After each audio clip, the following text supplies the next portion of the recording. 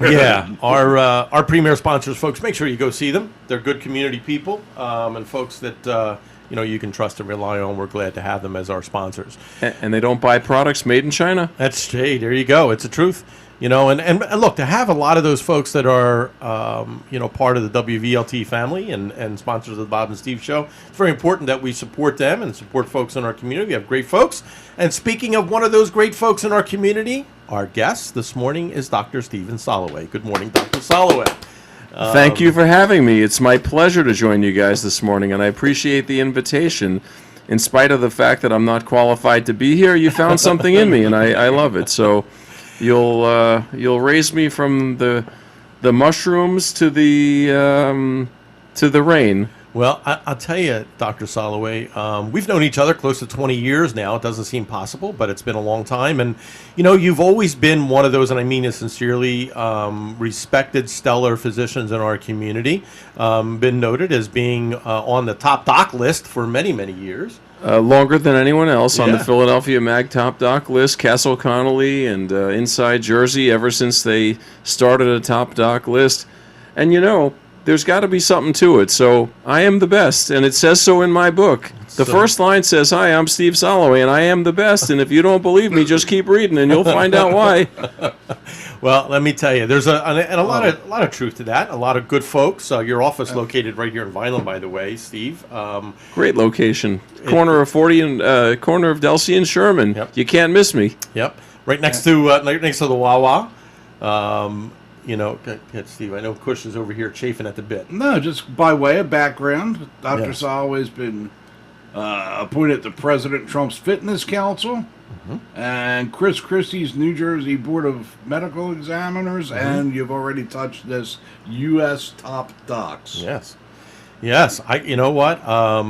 Outside of all of those things, Dr. Soloway, most importantly, you're noted as a physician that your patients trust, and you've established that relationship. That's all that other stuff aside. Yeah. So I spend the time with patients that they need. Yeah. And that's not to say I spend 3 hours or 3 minutes. If I walk in the room and you have a complicated story and I'm backed up for an hour, I'm not going to shortchange you. Yeah. I'm going to interrogate you as if I'm the MacGyver of the world, and I have been called MacGyver, I've been called Dr. House, I've been called all these things. I've been called Dr. Sleuth. So I really get into the patient history. I try to get to know who they are, even though the time is always limited to some fixed amount of time. Yeah. I want to get to where are they coming from? Where's their head? And, what are they feeling? Are they feeling pain? And I want to get the nature of the pain, the temporal relationship of the pain, the symptoms, the fever, whatever they may be having. I want to try to pull together all the loose ends. I had a lady yesterday, I can't make this up. Denise is always my witness. I don't go in the rooms without her. She's a human machine of a brain. She's literally a brain on two legs. She knows everything, forgets nothing. Denise heard a woman say, "Dr. Soloway, you saved my life 10 years ago after I went to 61 doctors, and you're the first one that ever examined my belly and my feet." Wow. And I couldn't understand, were you crazy for touching me, or were they crazy for not? Right. And you found that I had an ovarian tumor just by feeling the skin on my belly. Wow. And the story went on.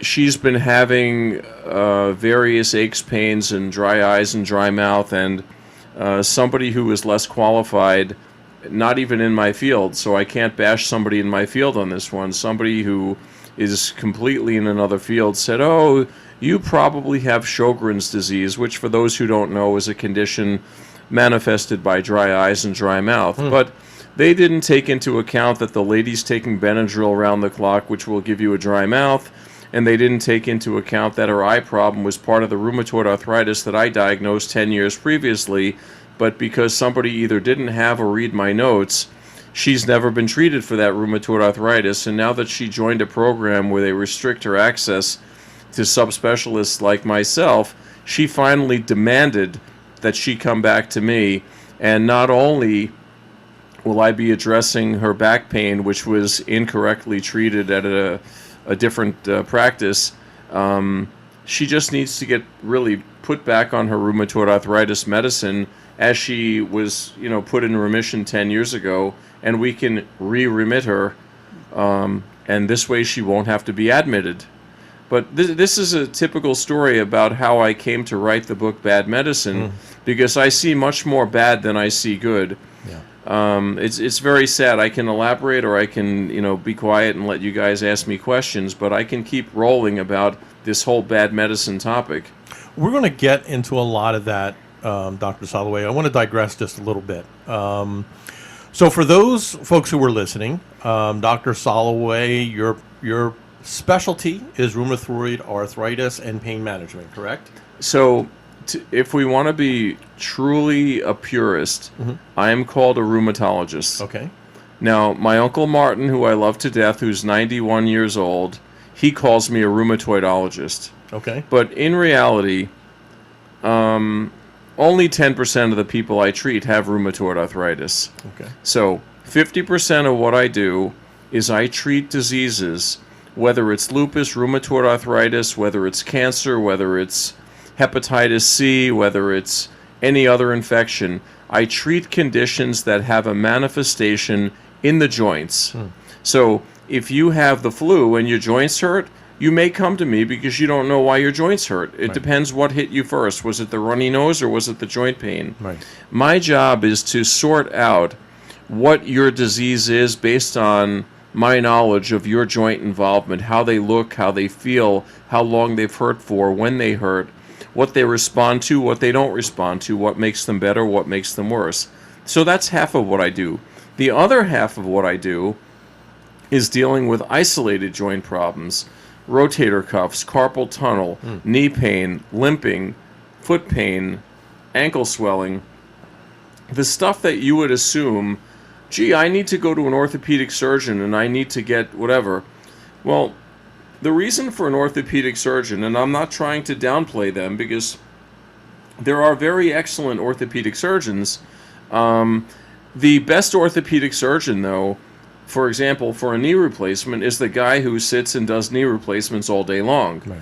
So if I refer you to an orthopedic surgeon, I'm not referring you for an opinion. I'm referring you for an operation that I've concluded you must have. Right. And the surgeon is never going to say no, because that would be against his financial interest or hers. Yeah. But nonetheless, I can handle better than any orthopedic surgeon any rotator cuff, carpal tunnel, trigger finger. In fact, one of my 9 patents of my company Jasperate, which is a startup company formed by myself and my college roommate, we have 9 patents, and the first patent was a needle I patented for the treatment of trigger fingers, and I have a 100% success rate of not hurting people and making their trigger fingers go away. Now, if somebody's trigger finger comes back, you have to say, aha, they must be inflamed. So where's the arthritis and what type is it and how do we treat it? Because we don't want them to get cut and then come to me and say, what can you do? Because the surgery only lasted about 15 minutes. And I say, well, that's predictable because your inflammation was never addressed. Yeah. We've seen people with thyroid disease retain fluid. We've seen pregnant people retain fluid and they get carpal tunnel syndrome. The treatment is to inject the carpal tunnel and then they get cured. And then, the thyroid is regulated, the pregnancy is finished, and never have the problem again. So there's gaps in our training, there's gaps in our knowledge, there's destruction by the government, there's destruction by the teaching sources at the hospital. There are different rules on different days and different hours for different people. This system is in a tailspin. It's a microcosm of what's going on in the country right now.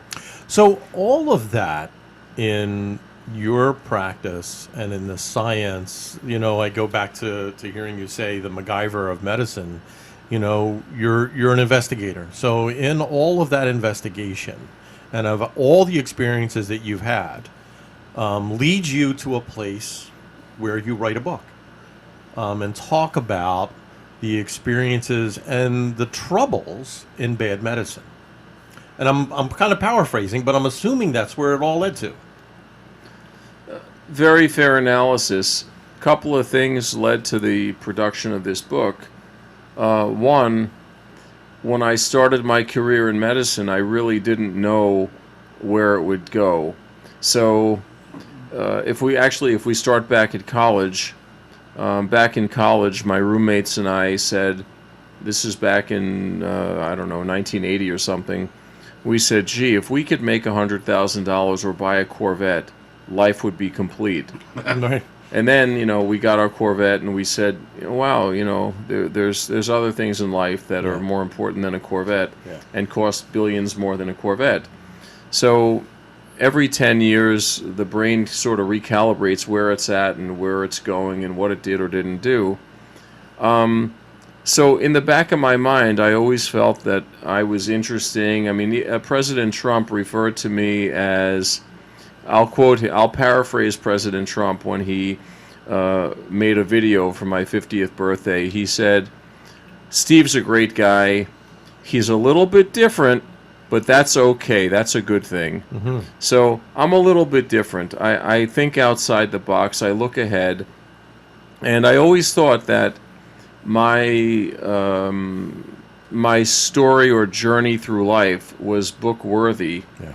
And it wasn't until I became a patient myself about 3 years ago and was at the mercy of the system and had a prolonged stay by 6 months, being mistreated and inappropriately and incorrectly treated and nearly killed a few times, that I said, it's really time to take seriously all the horror stories, include my own, and put this on paper, because if people don't know what's going on, my book is meant to empower patients to be able to confront their doctor and say, no, I am not going to Dr. A.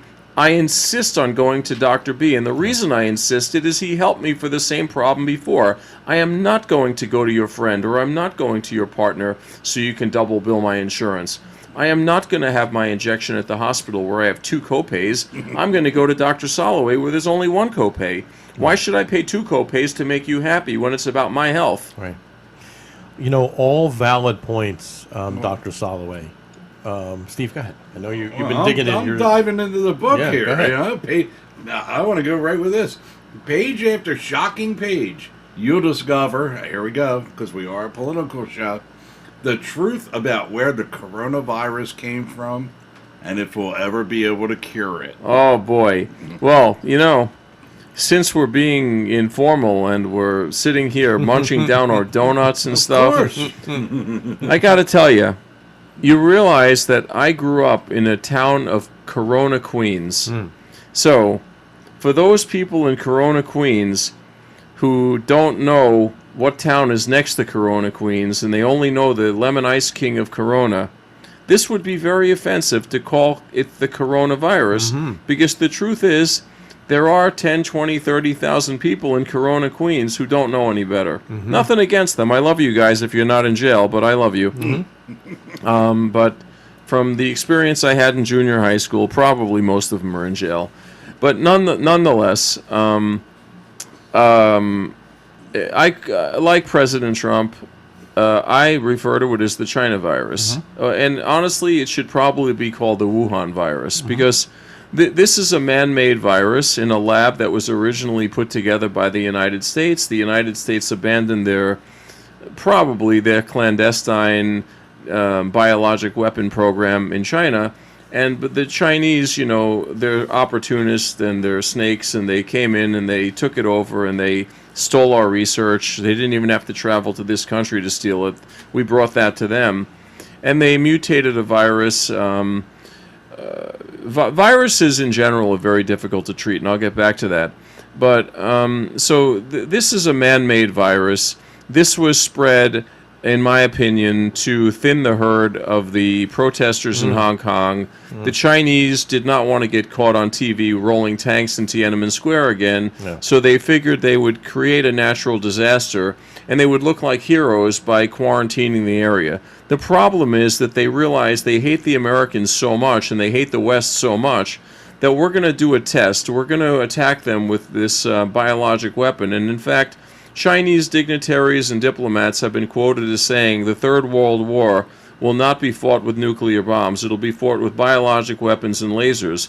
And it just so happens that the Chinese are trying very hard to catch us on our laser programs. But luckily, we haven't let them completely invade us just about yet, which is very important. In fact, in my book, I outline, in spite of it being a medical book about horror stories, I outline a 4-point plan, which every politician should really listen to. The way to stop China is to deport their citizens, not let them be educated in the United States, take their real estate or do not allow them to own real property in the United States, and they're not allowed to buy U.S. debt anymore. Because, when President Trump speaks that China will own us, I agree with him, but I'll say they do own us. Because every street, they own everything. We're talking about rich California neighborhoods. We're talking about Beverly Hills. We're talking about Manhattan. They don't matriculate with society. They're not interested in matriculating or acting like we do. They want to form China here, which is kind of what they're trying all over the world by building up a large navy, by stealing the islands that are claimed by 6 other countries, building up military bases that are loaded with lasers, nuclear bombs, railguns, and everything that people in this country assume we have but don't really know, because the U.S. military is smart enough to keep a lot of this under tight lip. And everybody knows, well, not everybody knows, but I'm going to inform you that I believe that the satellites circulating the globe on a regular basis, these are basically floating garages carrying lasers and missiles and this and that.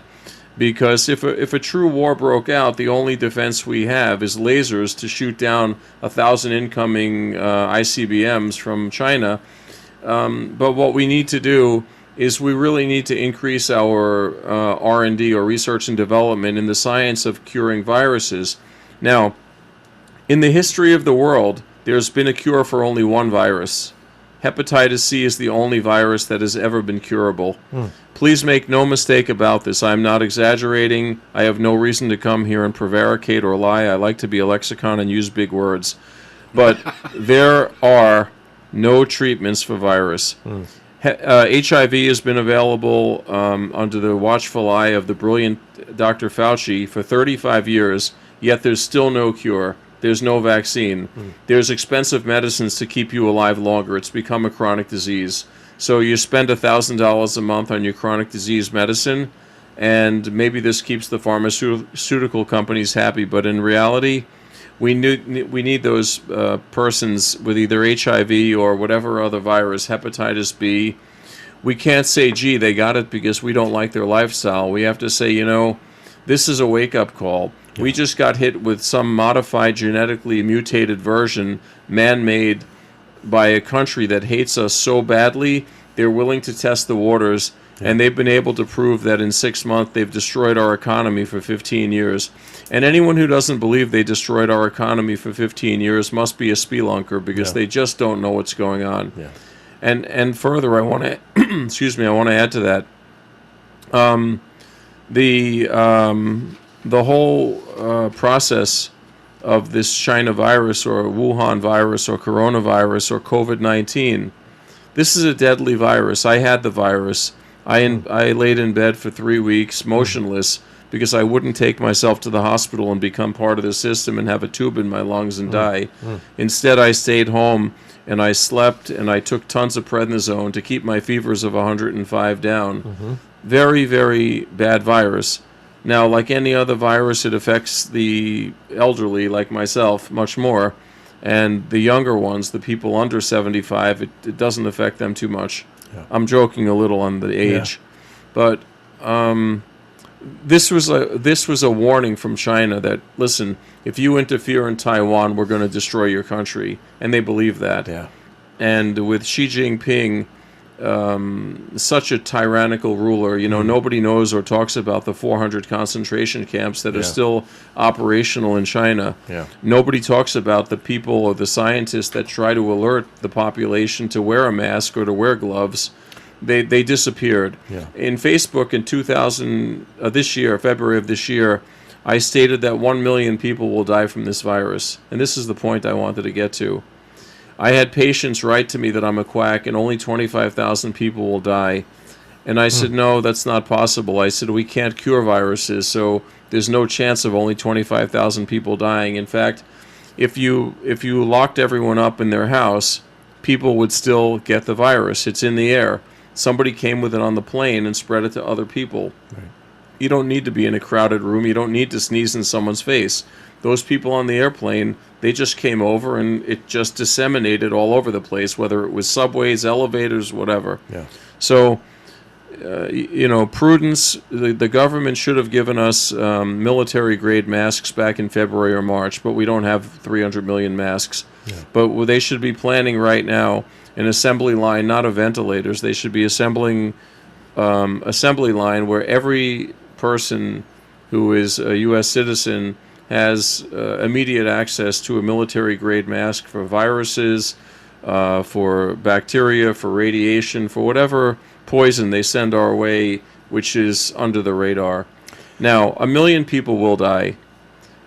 Right now, the news reports 200,000 people dead. The real number is 300,000. Of course, why do you say 300,000 if it says 200,000? The 200,000 does not include the 12,500 deaths in the nursing homes that Mario Cuomo or Mayor or whatever Cuomo, the current governor, Cuomo, Murphy. Yeah. So, Yeah, but Cuomo murdered 12,500 people. Yeah. And then there's 75,000 unaccounted deaths between late February and early March in the New York area alone that are presumed to be COVID, but they're not put on the list because they were never proven. So in my mind, there's 300,000 deaths. Makes sense. If somebody can dispute me on that, they're allowed to, but they don't have an argument because they can't prove any more than I can prove my point. Dr. Soloway, keep that thought. We have a caller. Do you mind taking a caller while we're on the air? I encourage callers. Okay. Well, caller, good morning. Yeah. Welcome to the Bob and Steve show. In the studio is Dr. Stephen Soloway with us. Thank you for listening and calling in. Your first name, what's on your mind this morning? My first name's Jim. I'm from Violin. Hey, Jim. How are you, Doctor? Hey, good morning, Jim. Nice. Thanks for calling. Yeah, listen, I was a hospital corpsman many years ago, and so I have a level of some sort of medicine. There's a couple questions I need to ask you. The one that struck me that I had to call in was, I agree so much with you that this was a biological weapon, and the simplicity of it was to deploy it. Yeah. So that was amazing what these people did. Yeah. Now, going back to Wuhan, okay, I knew that was a lab, but I also heard that Fauci's name was associated with that lab there because he was I think he's part of the infectious control department or agency within the government, and they funneled $150 million over there to do these studies on viruses, not in our territory, but over there. And I was wondering if you knew that story. Yeah, I concur. You cited knowledge that I believe to be correct, and I think everything that you just stated is correct. Now, I believe the way it played out was that, yes, there was $150 million or more. Whenever the government gives a number, you have to add a zero. But there was plenty of money put there, and I think the U.S. government realized that it's smarter to experiment with viruses on someone else's soil rather than having a risk of a Chernobyl over here with viruses. So eventually the U.S. decided to scrap the program. They thought maybe they were wasting too much money or whatever the story may be. I don't know why they closed down. But immediately upon closure and under Dr. Fauci's, as you stated correctly, for 50 years now, Dr. Fauci and we differ in one way. I've met him personally. He's lectured to me when I was a trainee back in the 80s. So Dr. Fauci's about 79 years old, and for 50 years, he has been the face of infectious disease, immunology, and so on. Now, that doesn't mean he sees patients. That just means he's the face. He's the editor of all the books for the last 50 years. Right. But no physician, not me, not anyone, can maintain their top skill in every department available. So it's just not possible. I think it's almost like he's grandfathered in to have his name on the textbook until he visits Ruth Bader Ginsburg, because they're just not going to take his name off from these textbooks that he's been on for so long. And I don't blame him for creating viruses, of course. I don't think he's an anti-patriot.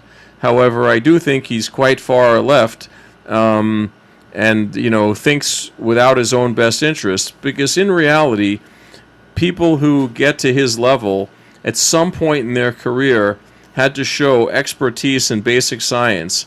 Yet we have never been able to cure a virus except hepatitis C, and Right.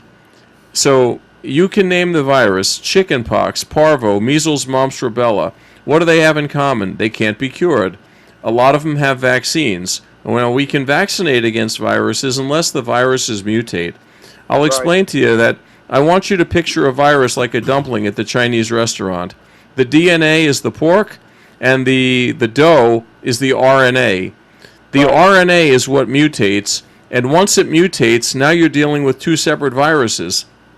They may come under the same heading, but they're still different. So I had COVID, or China virus, or I love the way Donald says it, China. Right. China.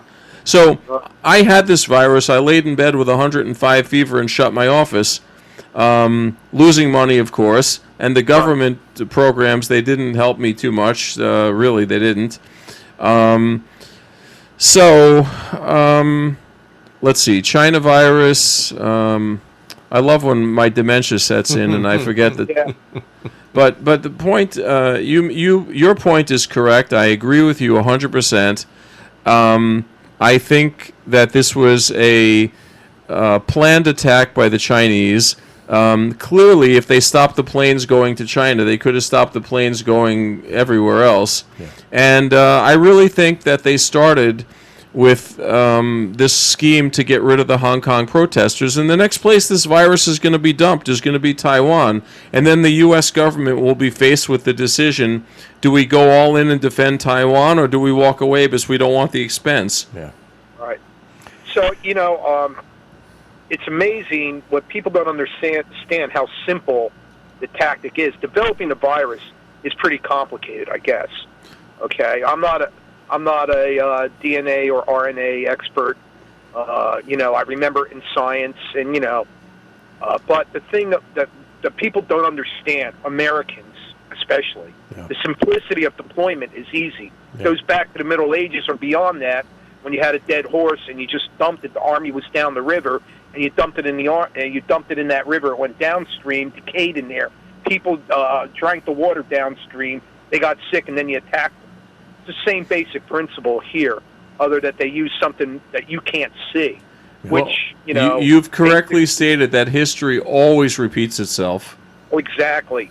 Now, here's the other part of it that goes into this whole, it's not a conspiracy. To me, it's a fact. The way it would deploy, the timing of it, the whole 9 yards. In Australia, 60 Minutes, which is a news outlet there, maybe associated with CBS, I don't know, they investigated more, and there was a few doctors that they're up over there with whatever her name Ginsburg is, but one of them got out of the country. Her name is Lynn or Lou. I can't remember. Oh yes, and, of course. And they had interviewed her, and then I think she finally made it on Fox. Yes, you're correct. You're correct. Fox, but now you don't hear about her all of a sudden. No, everybody who speaks the truth in China visits a concentration camp hotel or disappears. Right. But I understand where China's coming from. I don't. What people don't understand about China, too, is they have 2 billion people, basically, almost over there. And they want to modernize that country, so it has to be authority from above. I get that. They're not really, the government itself is not like Soviet Union communism, which was poorly run, poor. No, this is worse. This is worse than Soviet Union. Other than warfare. Yeah. These guys are totally different. They're intellectuals. Their schools they don't take no BS in their schools. They put out educated people. Now, I lived in Kuwait, and I met a lot of Chinese. I had a Chinese girlfriend, the whole 9 yards, and it was amazing how they picked up on everything. I could barely speak English, and she could speak some English, many dialects of China, and she picked up on Arabic, the language there. Okay, so that's how amazing these people really are over there. Let me cut to the crux of your question. The Chinese are very intelligent people. They are trained from first grade and Right. they are tested in second grade, what is their top subject? If they are good in math, they are assigned to a career in math and science. They are not allowed to change majors. They are not allowed to quit their job. If they try, they disappear. The Chinese government, the Communist Party, has about 40 million members who are all billionaires, because those are the 40 million in the party that are stealing the money from the other 2 billion, well, actually 1.5 billion people. Those 1.5 billion people are considered, in my eyes, disposable people. They are pawns that can be sent to war at any time and any reason. They are experiments. They are projects. They can be shot, killed. It's irrelevant to the Communist Party. The Communist Party, the 40 million people that are billionaires, make up more wealth than we have in the U.S., and which is why they're able to come and buy all of our real property and throw people out of their neighborhoods and not even occupy these apartments, use them as vacation homes, and let neighborhoods decay. Right. So the problem is very, very deep. We need to eliminate them from our society by not educating them, not selling them property unless they have a U.S. passport that's been vetted by 3 teams of vetters, and we're no longer can sell them debt. They own $1.3 trillion in U.S. debt, only followed by Japan at $1.2 trillion. And I'm leery, even though Japan is our ally. 70 years ago, they were not our ally, and we don't know what 70 years from now will bring. Jim, let me do this, and I always appreciate your questions, and we could spend hours on this amazing discussion. Show. I really and let me take a chance here, Jim. While I got you, this isn't politicized. This is facts. Let me just take an opportunity here, Jim, to make a pitch here. Bad Medicine: The Horrors of American Healthcare is a book that's for sale. I strongly suggest you get it. How you get it is you can do it through Amazon, Barnes and Noble, and a variety of other outlets. Books A Million. But I got to tell you, it's fascinating, Jim. I hope you get it. I hope you read it. It's only $24.99, well worth the time and the read. As you've already stated, Jim, fascinating stuff. And I will tell you, the more that we discuss this, the more time we could spend. So I don't want to shortchange you. Get the book. Okay. And we got other people on hold. I want to thank you for calling in, Jim. Thank you for taking the time. And Doc, hey, I hope to hear from you again on this show. Yeah, that was great. You know what? We'll have to definitely do it. There is a warfare going on, and you're right. And they did it, and they timed it right with the elections. Yep. And I really believe that also the Russians and our friends the Saudis dumped cheap oil to make it even more complicated. Well, between them, the Iranians, and the Democrats, I think you got a big team there. Yep. Let me get to the next caller, Jim. Thank you so much for listening and calling in and spending some time with our guest, Dr. Stephen Soloway. Thank you. All right, guy. Caller, good morning and welcome to the Bob and Steve Show. We appreciate you calling in. We're in the studio with Dr. Stephen Soloway talking about his book, Bad Medicine. Your first name, what's on your mind this morning? This is Lee from Gistown. Hey, Lee. How are you this morning? I'm excited. Good. Because this is the best. For 2 years, I've been listening to your show. This is the best show by far. And let me just suggest. I want to suggest this, Steve. Hey, I want to suggest. Wait a minute. I know where you live. Wait a minute. I want to suggest my friend Stephen Soloway left an envelope on your table. Is that what happened here this morning? I never even heard of it. Well, you have now. So what's on your mind, Lee? Well, so I want to say a couple things because we're getting near the truth, and I want to go all the way and stretch and get to it. You Yes, ready? sir. Yes, sir. A couple things he hasn't said yet. Okay. And the biggest thing is that it was America, it was Wall Street that made China strong. Mm-hmm. We moved our industry over there. Apple laid off 50,000 people and moved their production to China. We made them strong. And you will not hear that on American television. Okay, well, here we are on American radio, and I'm here to tell you that 20 years ago or 30 years ago when Joe Biden invited China into the world economics, that America sold out. And a guy who had 10 million was not happy. He wanted 11 million, so he sent his labor force to be slaves. And at $1 a week, he increased his profit margin, and that backfired big time. So there is no question that our country has been sold out to China. Yeah. And this started with the likes of these career politicians who have been senators for 40 years, who all of a sudden they're fighting the new president, President Trump, who actually thinks outside the box, and they're fighting against him. Yet for 40 years, this guy Biden was in Congress when people who were born in the 1800s, and now all of a sudden he has a new idea. Right. Well, he's really past his prime, and his prime was to sell out America and get his son wealthy. Yeah. And now that he's in the twilight of his career, at a mediocre career at best, I'm not really a fan of Biden. It doesn't matter if he switched to Republican tomorrow. I'm just not a fan because his ideals are different. He sold out America. Politics, because we touched base on the truth. Mm-hmm. Now I want to say what the solution is to the problem. We acknowledge that we made China strong. We did it, okay? Our politicians and the ruling class in our society, the industrials that move this. We've acknowledged that, and thank you. God bless you for doing that. But here's the solution. The book gives the solution. Oh, want me to tell you my solution? Yes, of course. Raise tariffs on China. Oh no, we could do much better than that. We don't. You know what? How about better than raise taxes on China? How about just not do business with China? Let's suffocate them. Yeah, same thing. Well, I thought it would crush the. I mean, you can out now. Yeah, your plan is actually more radical than mine. You say no trade at all. You say. Why should we trade with somebody when we make everything here? Wow, that's interesting. I like that. Right. But I was just thinking, just the tariffs. At least our government would get some well-needed money. We have the largest national debt per GDP in American history. In fact, we're at the verge of having our bonds downgraded to junk. Yeah. We were downgraded when the GDP to debt ratio was 75%. That's 125% right now. And we were downgraded at 75%. If we get downgraded again, and Moody's doesn't let us produce stimulus money, guess what, man? We're out of business. We don't have a country anymore. Yeah, our national debt problem is probably our greatest problem right now, but no one seems to care except me, or maybe you. But no one seems to care about it. We're at 136% of our GDP, our national debt. Yep. And no one cares. Yep. No one's saying anything.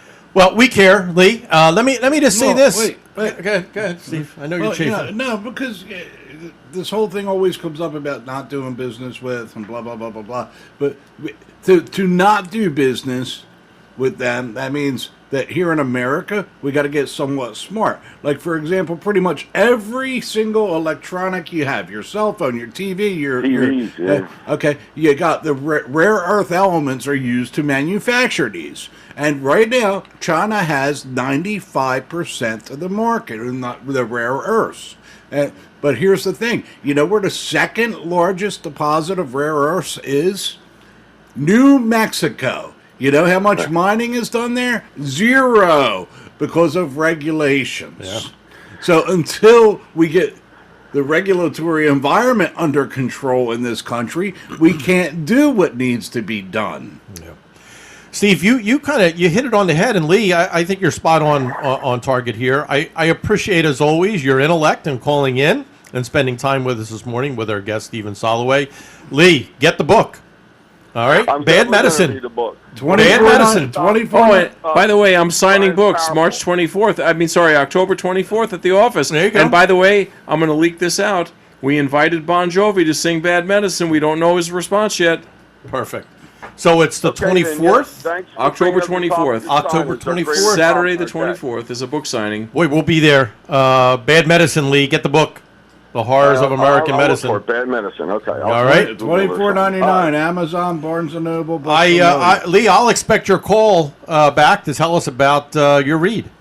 Sounds like I got a homework assignment. You do. Yeah. Okay. Get on it. Amazon.com. I can get it on there. Get on it. Amazon. You can get it. Barnes and Noble. Yeah. When's it come out? Is it out yet, or is it? Yeah, it's out. coming out? It's out. Oh, it is out already. Okay. It's out.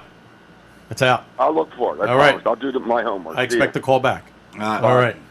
Let me tell you, Dr. Soloway, this is fascinating stuff. It's hard to believe we've been on this subject for 45 minutes already. We've got about 5 minutes left. And first of all, wow. I apologize that we don't have more time with you, but we want to make more time. We'd love to have you back. I'd love to come back. October 24th. I'm excited about getting over there and getting Oh, my I signed love it. copy. I love it. And we'll keep pushing that as well. I love it. That's going to delay our breakfast. Yeah. Take this next 5 minutes though, and forgive me for having to cut it that short, but take the 5 minutes, Dr. Soloway. Yes. Of how you want to recap where we are and what is going through your mind in today's world. Okay, so since I did write a book called Bad Medicine, I think it's fair that I start off at the state of affairs, how they apply to people. Because the human life cycle starts as a baby and ends as an old person, usually. But through the age of 15 to the age of 75, we will all become a patient somewhere by some doctor for some reason at some time. Yeah. And we need to not have our hand held anymore. We need to get quality care. Yeah. So the first problem is that access to care does not mean quality to care. The second thing is that when we have people on the radical left screaming that we should have Medicare for all, my first response is, well, we have 340 million people, give or take 6 or 8 people, and of that number, over 90% have health insurance. And of the amount that have health insurance, the 300 million that do have health insurance, 200 million have private health insurance, and 100 million have government-backed health insurance, Medicare, Medicaid. Then there's a small group of people who have veterans insurance. Now, if you have a system that has, again, let's round off the numbers. You have 300 million people and 90% have health insurance. Why would somebody come up with an idea to rehaul the whole system for 10%? That doesn't make sense. Yeah. So what we need to do is fine-tune the other 10%. Now, fine-tuning the other 10% is really not that big of a challenge, and I'll tell you why. There are right now 13 million veterans that are on Medicare, but they go to their doctor who holds their hand, and then they run to the VA to get the free prescription. Yeah. So the Medicare system, Medicare-Medicaid system, is about $1 trillion a year. Call it $800 billion, actually. And the VA system, which only takes care of 13 or 20 million people, the budget is over $200 billion, but it's not being utilized.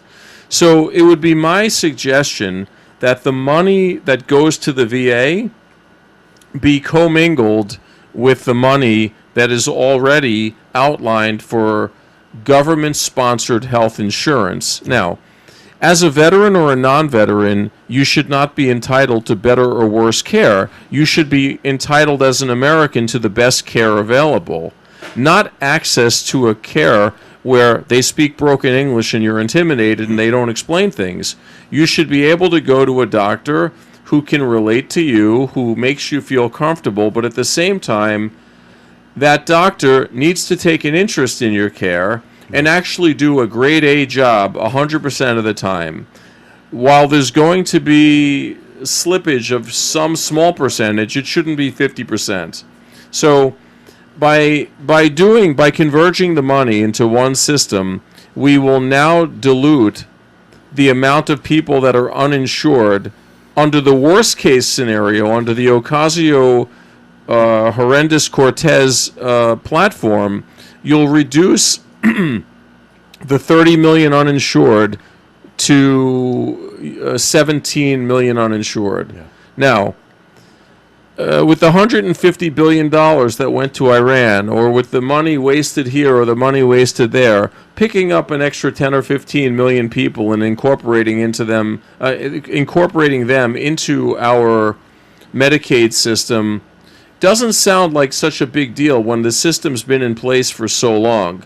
So to even come up with an idea that suggests changing the entire system because 10% are floundering out of it, this is completely as irrational as somebody banning cars in California, or now the governor of New Jersey banning paper bags. This just doesn't have rationale. This proves my ultimate point, which is Once you become a billionaire, you've become a communist. And once you're a communist, the system works only for you, and you dictate everything that will go on below you. That's kind of the way I see things right now. Dr. Soloway, it's been our pleasure to have you in the studio. The book is Bad Medicine, The Horrors of American Healthcare. Dr. Stephen Soloway, the author, has been joining us to discuss the book this morning. We've had some great conversation. And I want to tell you, folks, if you haven't been fascinated by this and you're not intrigued, you're just not paying attention. Get the book. You can find it in a variety of sources. We actually have a website for the book. Oh, perfect. It's www.badmedicinebook.net. Perfect. And I will say, even though it's called Bad Medicine, Yep. it is a very good book. Very good point. www.badmedicinebook.net. October 24th, Is book the signing. Yep. at your office. At the office complex. What time is that? 10 a.m. 10 a.m. all day long, hopefully. Perfect timing. After we're done, we'll shoot over there before we get our breakfast, Steve, on the 24th. There you go. Join Dr. Soloway, get our signed copy. It has been our pleasure, Dr. Soloway. We want to thank you so much. We hope to have you back soon. It's been a pleasure. Thank you for coming in. What a treat to be here. Not even for the donuts, but you guys were great. Stimulating conversation, great guys, great show, great audience. And I have to thank the listeners. Without the listeners, there wouldn't be a show. And we love you, listeners, and we want to empower you. And this book will empower you to tell your doctor what you need, not what he thinks or she thinks for you. Absolutely. And again, you got to love these guys at the show for keeping it going. Absolutely. Thank you.